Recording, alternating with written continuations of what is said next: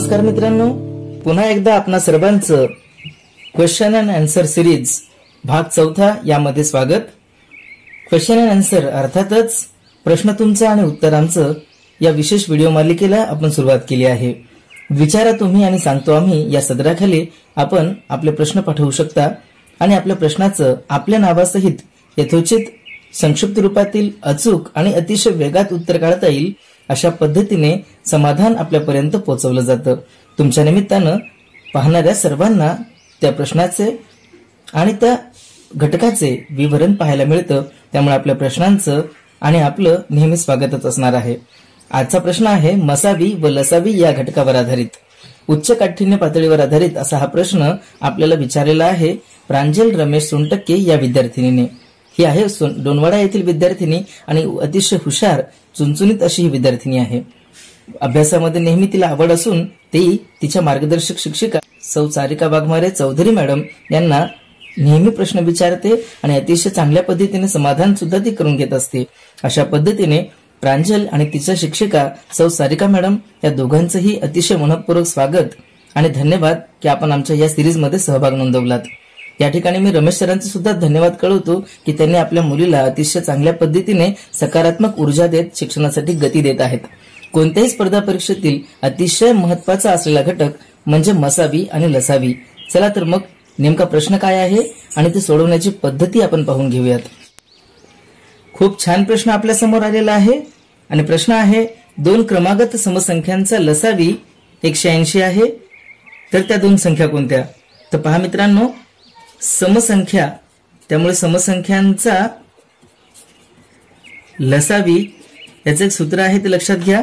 समसंख्यांचा लसावी बरोबर समसंख्यांचा गुणाकार भागिले 2। म्हणजे जर आमच्या संख्या x आणि y अशा असतील तर काय होईल? तर x गुणिले y त्यांचे छेद म्हणजे 2 त्यांची निमपट केली, x गुणिले y ला 2 ने भागलं तर आपला लसावी आलेला असतो जो या ठिकाणी 180 आहे। मग आपण काय करू शकतो पहा, त्या दोन संख्यांचा गुणाकार काय असणार आहे? लसावीची दुप्पट। म्हणूनच 360 बरोबर x गुणिले y हे आपल्याला पक्क माहित आहे, अर्थात दोन संख्यांचा गुणाकार 360 होणार आहे। मग अशा कोणत्या दोन संख्या आहेत ते शोधायचं काम आपल्याकडे राहिलं। आपण काय करूयात, त्या दोन संख्या शोधण्यासाठी प्रथमतः या 360 ला मूळ अवयव पद्धतीने विभागून पाहूयात। समसंख्या असल्यामुळे दोन्ही भाग जाईल आणि 2 1 2 2 8 16 0, परत समसंख्या म्हणून 2 9 18 0, परत समसंख्या 2 4 8 2 5 10। आता विषम संख्या आणि त्यातही दोघांची बेरीज 9 ने भाग जाणारी आहे, त्यामुळे आपल्याला 3च्या कसोटीचा उपयोग होईल। 3 1 3 3 5 15, परत 3 ने भाग 3 5 15 5 1 5। अशा पद्धतीने आपण 360 चे मूळ अवयव पाडून घेतले। आता या अवयवांच्या माध्यमातून आपल्याला काय करता येईल, त्यांना दोन गटात विभागता येईल की जेणेकरून आपल्याला दोन संख्या मिळतील। म्हणजे प्राधान्याने आता तोंडी उत्तर करून बघा। समजा आपण असं म्हटलं असतं की 2 आहे तर 2 आणि 180 चा गुणाकार सुद्धा 360 होतो, किंबहुना 2 गुणिले 2 करून ठेवाल तुम्ही तर तुम्ही 4 गुणिले 90 हा सुद्धा 360 होतो। अशा पद्धतीने आपल्याला काही प्रातिनिधिक उदाहरणं ते मांडतो, तुम्ही लक्षात घ्या। 2 गुणिले 180 अशी एक जोडी मिळू शकते, 4 गुणिले 90 ही एक जोडी मिळेल। इथपर्यंत तुम्ही गुणाकार कराल तर 2 2 4 4 2 8 आणि 8 गुणिले 45 हाही पर्याय तुमच्या समोर राहतो। तुम्ही इकडनं विचार कराल तर पहा 5 आहे आणि 5च्या गुणाकारामध्ये 72 उरेल, तर 5 गुणिले 72 सुद्धा 360 होईल। तुम्ही मूळ अवयव म्हणून 3 घेतला असता तर 3 गुणिले 120 हा सुद्धा गुणाकार 360 झाला असता। पण आता अशा जोड्या शोधत असताना त्या सम असल्या पाहिजे याचे प्राधान्य अपेक्षित होतं। अर्थात आपल्याला 2 फक्त विषम संख्यांचा गुणाकार करून जमणार नाही हे लक्षात घेऊयात आणि अशा जोड्या शोधण्याचा तार्किकतेने विचार करा, ट्रायल अँड एरर मेथडने तो प्रयत्न करा। असं करा की जेणेकरून त्या संख्या जवळ असल्या पाहिजेत। म्हणजे मला काय करता येईल, पहिली संख्या आणि दुसरी संख्या, प्राधान्याने आपण पहिल्या संख्येला इथे दिलं असेल तर दुसरे दोन जे आहेत ते इथे देऊन देऊयात।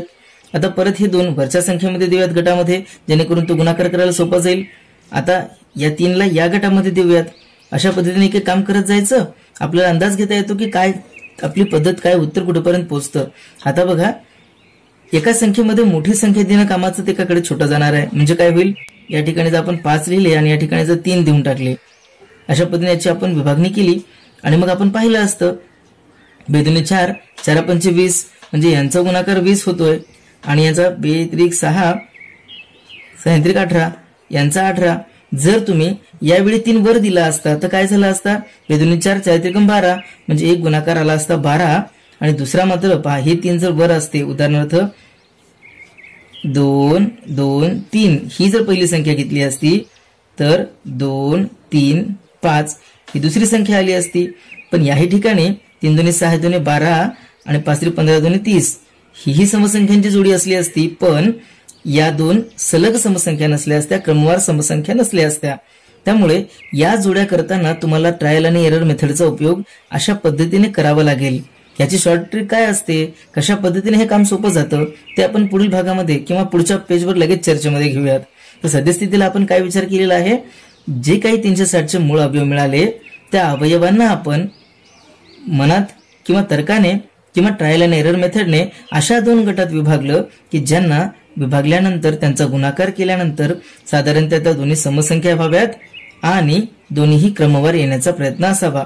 म्हणजे या ठिकाणी बघा, पहिली संख्या आपल्याला 2 × 2 × 5 या स्वरूपामध्ये एक 20 मिळाली आणि दुसरी संख्या आपल्याला मिळत आहे ती म्हणजे 2 × 3 × 3 आणि अशा पद्धतीने आपले दोन्ही अवयवांचा सगळ्या गुणाकार केल्यानंतर 18 आणि 20 या 2 संख्या तयार झाल्या. आता मग बघा, याचे विविध पर्याय जसे आपण इथं पाहत होतो तसेच पर्याय आणखी 12 आणि 30 होतील, किंबहुना अधिक पर्याय मिळतील सुद्धा. पण त्या पर्यायामध्ये त्या दोन्ही संख्या समच असतील का, हा पहिला प्रश्न आहे. सम नसण्याची शक्यता 5 × 72 आहे, 3 × 120 आहे. त्यामुळे सम असाव्यात, हा पहिला प्रयत्न घ्या. त्यानंतर दोन्ही संख्या सम आहेत, जसं की 2 × 180, 4 × 90. तर असे जरी दोन्ही सम असतील तरी 2 क्रमागत सम असणं हेही प्राधान्य प्रश्नामध्ये आहे. त्यामुळे आपल्या या मूळ अवयवांचे असे 2 गट करा की त्यांचा गुणाकार केल्यानंतर आपलं उत्तर समसंख्या यावं आणि त्यातल्या त्यात त्या 2 सलग आणि क्रमवार असाव्यात. तर याला या पद्धतीने सोडवण्यापेक्षा अधिक सोपी पद्धती काय असते त्याचाही विचार करूयात. आणि खऱ्या अर्थाने स्पर्धा परीक्षा देण्यासाठी किंबहुना नवोदय, स्कॉलरशिप किंवा कुठल्याही अगदी टीईटी, टीआयटी आणि एमपीएससीच्या परीक्षेमध्ये सुद्धा असा प्रश्न विचारला जातो आणि तिथे आपण एवढ्या काथ्याकूट करणं कामाचं नाही आणि आपला एवढा वेळ तिथे देता येणार नाही. मग या प्रश्नाला सोप्या पद्धतीने कसं सोडवलं जातं त्याची चर्चा आपण या ठिकाणी करूयात. आता तोच प्रश्न आपण या ठिकाणी लिहिलाय आणि प्राधान्याने मुद्दाम लिहिलाय की जेणेकरून त्या प्रश्नाच्या अनुषंगाने तुम्हाला शॉर्ट ट्रिक लक्षात येईल. 2 क्रमागत समसंख्यांचा लसावी 180 आहे, तर त्या 2 संख्या कोणत्या. आता शॉर्टकट पद्धतीने हे गणित कसं सोडवायचं ते पहा. त्यावेळी आपण आता जसं म्हटलं होतं की 2 समसंख्या ज्या आहेत, 2 क्रमवार समसंख्यांचा लसावी बरोबर त्या संख्यांचा गुणाकार भागिले 2 असतो. म्हणजेच काय करणार आपण आता, त्या 2 संख्यांचा गुणाकार काय असणार आहे बघा, x × y बरोबर लसावी गुणाकारात 2. कारण हा जो भागाकारातला 2 होता तो समोर गुणाकारात गेला. एवढी स्टेज आपल्याला पक्की कळाली तर कामच संपतं. आता शॉर्टकटमध्ये आमचं काम काय आहे, 2 संख्यांचा गुणाकार 360 आला. आता हे जे 360 आहे यातून वजा होऊ शकेल असा मोठ्यात मोठा वर्ग कोणता आहे तो आपण शोधायचा आहे. काय म्हणतोय आपण, महत्वाची गोष्ट लक्षात घ्या, याच्यातून लसावी गुणिले 2 यातून वजा होणारा मोठ्यात मोठा वर्ग लक्षात घ्यावा. ठीक आहे, मोठ्यात मोठा वर्ग काय आहे मग आता बघा, 360 मधून वजा होईल असा मोठ्यात मोठा वर्ग कोणता आहे, एकदम छान 324. आणि तो कशाचा आहे ते लक्षात घ्या, तो आहे 18चा वर्ग. त्यामुळं 360 या संख्येतून केवळ 18चा वर्ग वजा होऊ शकतो, जो की मोठ्यात मोठा आहे. त्यापेक्षा मोठ्या संख्येचा वर्ग 360 मधून वजा होऊ शकत नाही. म्हणून आपली दिलेली संख्या काय असते, ती ही 18 म्हणजेच त्या संख्येचे वर्गमूळ म्हणजे पहिली समसंख्या. ठीक आहे, पहिली समसंख्या असते, त्या संख्येचं वर्गमूळ काय असतं? पहिली समसंख्या. म्हणजे आपली पहिली संख्या काय आलेली आहे? 18. मग दुसरी संख्या काय असणार आहे? ती क्रमवार आणि सम आहे, म्हणून काय करणार? 18 अधिक 2 बरोबर 20. अशा पद्धतीने आपल्या या समसंख्या कोणत्या आल्या? 18 आणि 20. ठीक आहे, तर शॉर्टकट पद्धतीने काय लक्षात घ्याल? प्रथमतः लसावीची दुप्पट करा, त्यातून मोठ्यात मोठा वर्ग जो वजा होईल तो वजा करा, आणि त्या वर्गाचं वर्गमूळ जे आहे ती आपली पहिली संख्या असते. मग क्रमागत समसंख्या म्हटल्यामुळं त्या वर्गमुळामध्ये 2 मिळवा आणि तुमचं उत्तर तयार झालेलं असेल. ठीक आहे, आता हा प्रश्न पहा आणि या प्रश्नाला आपण आता शॉर्टकट पद्धतीने सोडवून पाहूयात. 2 क्रमागत समसंख्यांचा लसावी 12 आहे, तर त्या 2 संख्या कोणत्या? म्हणजे आपल्याला काय म्हणायचं आहे? 2 संख्यांचा गुणाकार भागिले 2 केले तर लसावी येतो. ठीक आहे, हे समसंख्यांच्या बाबतीतलं सूत्र आहे, हे लक्षात घ्याल. त्यामुळे आता आपण असं म्हणू शकतो की आपल्या 2 संख्यांचा गुणाकार त्यांना 2 ने भागल्यास उत्तर 12 येणार आहे. म्हणजेच आपल्या 2 संख्यांचा गुणाकार हा 12ची दुप्पट 24 असणार आहे. हा भागाकारातला 2 गुणाकारात गेला. मग आता मला सांगा, 2 संख्यांचा गुणाकार 24 येईल अशा क्रमवार 2 समसंख्या तुम्हाला शोधता कशा येतील? हे छोटंसं उत्तर असल्यामुळे तुम्ही अगदी तोंडी 4 आणि 6 सांगालही, पण या ठिकाणी आपण काम काय करणार होतो? 24 मधून वजा होईल अशी मोठ्यात मोठी वर्गसंख्या काढायची आहे. मोठ्यात मोठी वर्गसंख्या जी 24 मधून वजा होईल ती कोणती आहे लक्षात घ्या बरं. बघा, 4चा वर्ग 16 आणि 5चा वर्ग 25, म्हणजे 5चा वर्ग वजा होईल का? नाही. म्हणून या ठिकाणी 16 हीच वर्गसंख्या वजा होऊ शकते आणि तिचं वर्गमूळ आहे 4. म्हणजेच आपली त्यातील लहान संख्या 4 असणार आहे आणि मोठी संख्या किंवा त्याच्या पुढील संख्या 2 क्रमागत समसंख्येतील पहिली 4 आणि दुसरी काय असणार आहे? 4 अधिक 2 म्हणजे 6. म्हणून अशा पद्धतीने आपल्याला जर 2 क्रमागत समसंख्यांचा लसावी 12 असेल तर त्या 2 संख्या 4 आणि 6 या असणार आहेत. आता या ठिकाणी पहा, 2 क्रमागत समसंख्यांचा लसावी 80च्या निमपट आहे, तर त्या 2 संख्या कोणत्या? प्राधान्याने तुमच्या डोक्यामध्ये 80 ही संख्या घेऊन जाल असं नका करू. 2 समसंख्यांचा गुणाकार छेद 2 बरोबर लसावी हे आपल्याला माहित आहे. मग 2 समसंख्या यांचा गुणाकार घेतलाय आपण, भागिले 2 लिहिलं आणि लसावी लिहितोय आपण. आता लसावी म्हणून डायरेक्टली 80, कारण प्रश्नामध्ये अंक तो दिसतो, आपल्या डोक्यात येतं की आपण 80 लिहावं, पण लक्षात घ्या 80च्या निमपट म्हटलंय, अर्थात लसावी 40 आहे. म्हणून काय झालं बघा, x गुणिले y काय करणार? हा भागाकारातला 2 गुणाकारात x गुणिले y बरोबर 40 गुणिले 2. म्हणूनच आपल्या 2 संख्यांचा गुणाकार 80 आहे. मग आता काय स्टेप आपली शिल्लक राहते? हे एक महत्वाचं काम झालं की 2 संख्यांचा गुणाकार 80 हे कळाला. मग हा जो गुणाकार आहे 80 यातून वजा होईल असा मोठ्यात मोठा वर्ग आपण शोधतो. म्हणजे तो कोण आहे? पहा, 9चा वर्ग 81, तो नाही वजा होणार, म्हणून 8चा वर्ग 64 यातून वजा होऊ शकतो. आणि अशा वेळी हा वजा होईल तर हे वर्गमूळ म्हणजे हे 64 कशाचा वर्ग आहे? अर्थात वर्गमुळात 64 बरोबर 8. 64 कशाचा वर्ग आहे? तो 8चा वर्ग आहे. म्हणून आपली पहिली संख्या काय कळाली?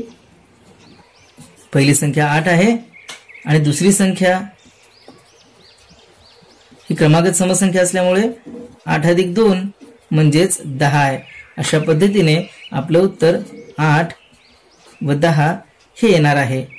ठीक आहे, आता आपण आणखी एक प्रश्न पाहूयात जो थोडासा बदलाचा असणार आहे. आता इथे पहा, लक्षात घ्या, 2 क्रमागत विषम संख्यांचा लसावी 63 आहे असं म्हटलंय. या ठिकाणी समसंख्या नाहीयेत हे प्राधान्य लक्षात घ्या. तुम्ही जर विचार केला असता की संख्या 3 आणि 5 असतील तर त्यांचा लसावी काय असेल, तर विषम संख्यांचं सूत्र या योगाने लक्षात घ्या. विषम संख्येच्या बाबतीमध्ये केवळ x गुणिले y हाच त्यांचा LCM असतो. म्हणजे त्या 2 संख्यांचा गुणाकार 2 संख्यांचा गुणाकार हाच त्यांचा लसावी असतो. ठीक आहे, हा विषम संख्येचं सूत्र या ठिकाणी तुम्ही लक्षात घेणं महत्वाचं आहे. समसंख्येबाबत भागिले 2 केलं होतं तेव्हा लसावी आला होता. विषम संख्या असतील तर मात्र सरळ सरळ त्यांचा गुणाकार असतो. आणि त्या क्रमागत विषम संख्या असतील तरचं काम आहे. म्हणून आता आपण इथे काम काय लक्षात घेऊयात. प्राधान्याने या ठिकाणचं काम करत असताना दोन क्रमागत विषम संख्यांचा लसावी म्हणजेच त्या दोन संख्यांचा गुणाकार.